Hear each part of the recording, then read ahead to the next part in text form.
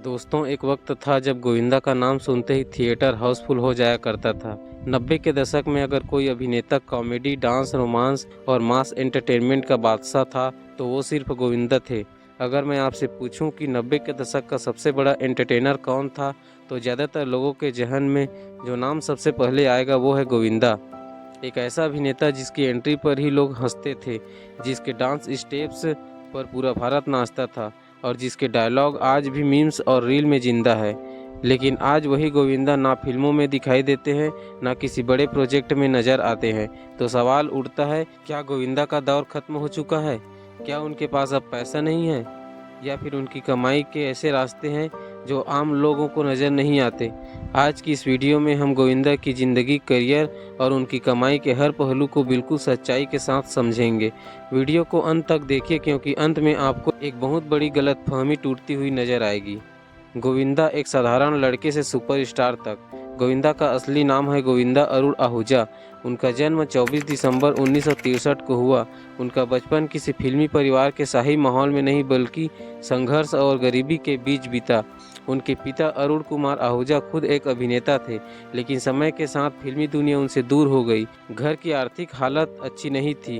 गोविंदा ने खुद कई इंटरव्यू में कहा है कि उन्हें भूखे पेट भी कई रातें गुजारी है, लेकिन शायद इसी संघर्ष ने उनके अंदर के कलाकार को और मजबूत बना दिया। बॉलीवुड में एंट्री और पहला ब्रेक। गोविंदा को फिल्मों में लाने वाले व्यक्ति थे डेविड धवन।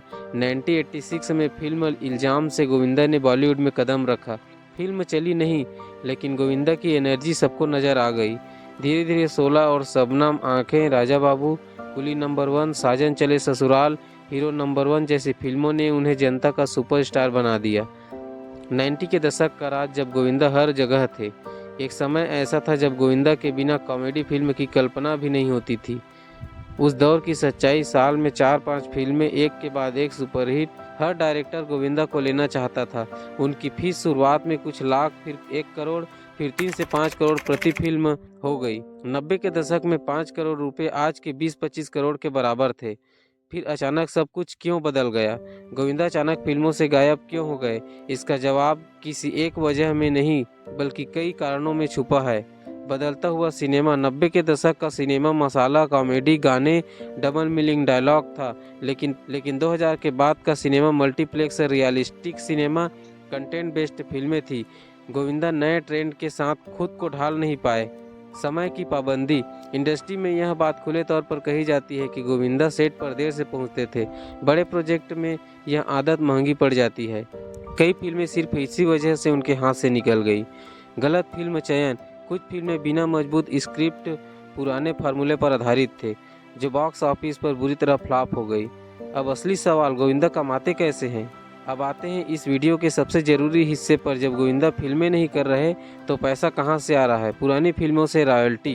गोविंदा की फिल्में टीवी चैनल्स पर, यूट्यूब पर, ओटीटी प्लेटफॉर्म पर आज भी लगातार दिखाई जाती है। हर बार broadcast right, music right, digital right से उन्हें रॉयल्टी मिलती है। यह रकम एक बार में भले कम हो, लेकिन साल भर में लाखों रुपए बन जाती है।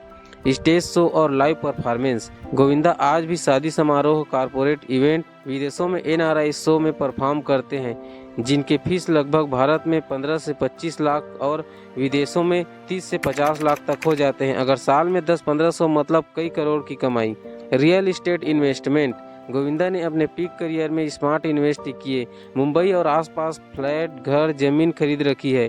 इनके किराए की इनकम और प्रॉपर्टी की बढ़ती कीमत, दोनों का फायदा मिलता है। गोविंदा की वो सबसे बड़ी प्रॉपर्टी जो हर महीने लाखों की कमाई देती है। गोविंदा सिर्फ अभिनेता नहीं, स्मार्ट इन्वेस्टर भी है। गोविंदा को हम सब कॉमेडी, डांस, मसाला फिल्मों के सुपरस्टार के रूप में जानते हैं, लेकिन बहुत कम लोग जानते हैं कि गोविंदा फाइनेंशियल प्लानिंग में बेहद शातिर है। 90 के दशक में जब बाकी एक्टर्स पैसा उड़ाते थे, महंगी आदतों में लगाते थे, तब गोविंदा ने प्रॉपर्टी खरीदने पर फोकस किया।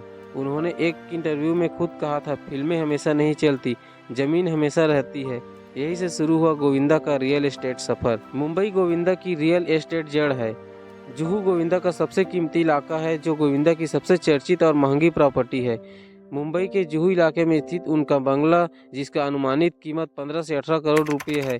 इसकी एरिया प्राइम जुहू लोकेशन है। इसका उपयोग निजी निवास और वीआईपी मीटिंग, इंडस्ट्री नेटवर्किंग और अन्य कार्यों में किया जाता है। जुहू में आज जमीन की कीमत 1.2 से 1.5 लाख प्रति स्क्वायर फीट तक है। यानी अगर गोविंदा चाहे तो सिर्फ एक प्रॉपर्टी को बेचकर कई पीढ़ियों का भविष्य सुरक्षित कर सकते हैं।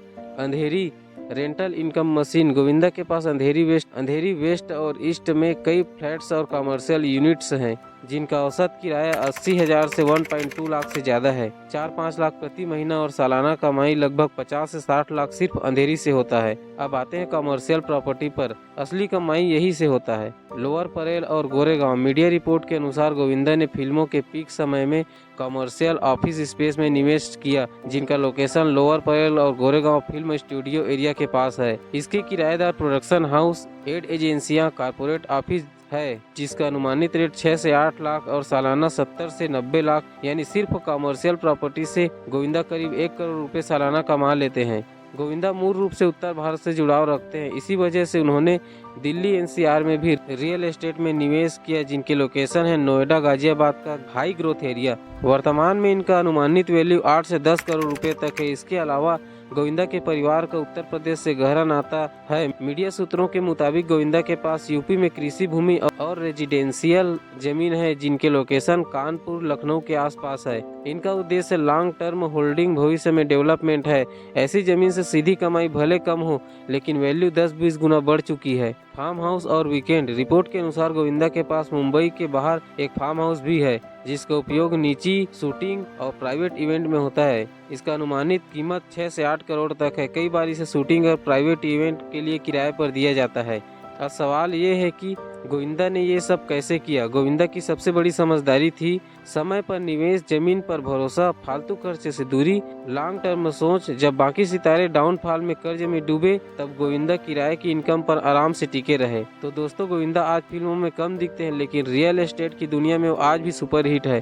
फिल्में न भी आए तो जमीन, फ्लैट, किराया और समझदारी उन्हें करोड़ों की कमाई दिला रही है। ब्रांड प्रमोशन और इवेंट अपीयरेंस। भले ही गोविंदा हर बड़े ब्रांड का चेहरा न हो लेकिन local brand, regional ad, stage branding से भी अच्छी कमाई होती है। भले राजनीति से जुड़ी आय। 2004 में गोविंदा कांग्रेस पार्टी के सांसद बने। सांसद रहते सैलरी, भत्ते, सुविधाएं मिली जिससे आर्थिक स्थिति और मजबूत हुई। अब आते हैं गोविंदा की लाइफ स्टाइल पर। लोग सोचते हैं कि गोविंदा अब भी सही जीवन जीते हैं लेकिन हकीकत में ऐसा नहीं है। महंगे कपड़े, अच्छे जूते, लग्जरी कार तो है लेकिन दिखावा नहीं, पार्टी लाइफ नहीं है। सीमित सर्कल और उनकी जिंदगी आज ज्यादा परिवार और आत्मिक शांति पर टिकी है। उनका परिवार पत्नी सुनीता आहूजा, बेटी टीना आहूजा और बेटा यशवर्धन आहूजा गोविंदा की सबसे बड़ी ताकत है। गोविंदा हमेशा कहते हैं मेरे लिए परिवार सबसे ऊपर है। उन्होंने अपने बच्चों का भविष्य पहले ही सुरक्षित कर दिया है। क्या गोविंदा आज भी अमीर है? सीधा और साफ जवाब, हाँ, गोविंदा आज भी आर्थिक रूप से सुरक्षित है। गोविंदा का अनुमानित नेटवर्थ 150 करोड़ से ज्यादा है। इतनी दौलत होने के बाद काम मजबूरी नहीं, चुनाव उनका अपना है। क्या गोविंदा की वापसी होगी? गोविंदा खुद कहते हैं अगर रोल अच्छा होगा तो मैं जरूर करूंगा। आज भी OTT platform, web series, character role के ऑफर आते हैं लेकिन वो सिर्फ पैसे के लिए काम नहीं करना चाहते। तो दोस्तों, गोविंदा सिर्फ एक अभिनेता नहीं, वो एक दौर है। आज भले ही वो फिल्मों से दूर हो लेकिन उनकी फिल्में अमर है, उनकी कॉमेडी जिंदा है, उनका नाम इतिहास में दर्ज है और सबसे बड़ी बात, उन्होंने इतना कमा लिया है कि आज उन्हें किसी के आगे झुकने की जरूरत नहीं। अगर आपको यह वीडियो पसंद आया हो तो लाइक, शेयर और सब्सक्राइब जरूर करें। कमेंट में लिखिए आप अगली वीडियो किस कलाकार पर देखना चाहते हैं।